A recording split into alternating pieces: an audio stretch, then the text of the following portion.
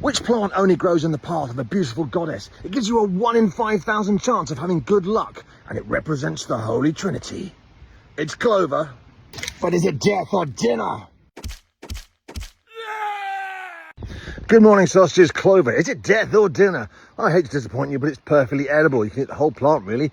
Does it taste very good? Well, it's supposed to taste floral, but that's because it's a flower. But apparently you can stick it in a tea. I start to ask myself the question, what can't you stick in a tea? You could stick a pair of old boots and a rusty Datsun in a tea, and I'm sure it would help you sleep and make you feel incredibly worthy. Commonly, there are two types of clover. There's the red clover and the white clover. Some people say that the red clover is more powerful than the white clover. The red clover can turn chocolate into battleships. The red clover can turn headphones into cheese. The red clover can make backwards, forwards, white, black, and spoons take over Mars. But I think a lot of that could be made up. In fact, I happen to know that all of that was made up. Very easy to identify, especially the white clover's got these lovely sort of spiky flowers. It looks like someone from the 1980s who needs to have their hair re-bleached because the roots are coming through. Of course, these predominantly three-lobed leaves, which are very difficult to confuse with anything else. I mean, I suppose you could confuse it with wood sorrel.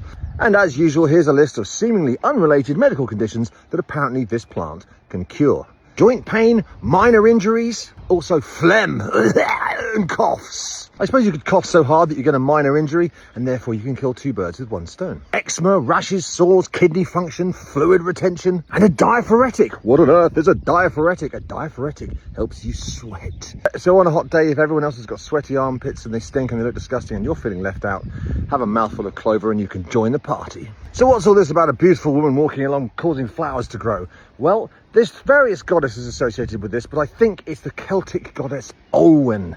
Olwen was extremely beautiful and powerful and amazing. And apparently when she turned up, the spring sun arrived. I think she brought the sun in the spring with her in a small bag, presumably a bag that was well insulated, a bag made of Teflon. Anyway, we don't know much about Olwen's bag, but she was amazing and she was beautiful and she was powerful. And wherever she walked, the white clovers grew. Imagine if she walked through your living room. Say, oi! It's flowers on my carpet. I'm terribly sorry, but I'm so gorgeous. That's just something you're going to have to live with. I doubt her voice was as deep as that, but maybe it was. Maybe she liked to smoke cigars. Maybe she lit them off the sun in her bag. So what about the Holy Trinity? Yes, of course, like so many other things, the Christian church hijacked this plant for their own uses. Of course, because it's got predominantly three leaves, it was the Father, Son, and the Holy Ghost. Used as a teaching tool, apparently, for those that can't count to three. And what about the scratch card connection? Well, of course, a four-leaf clover.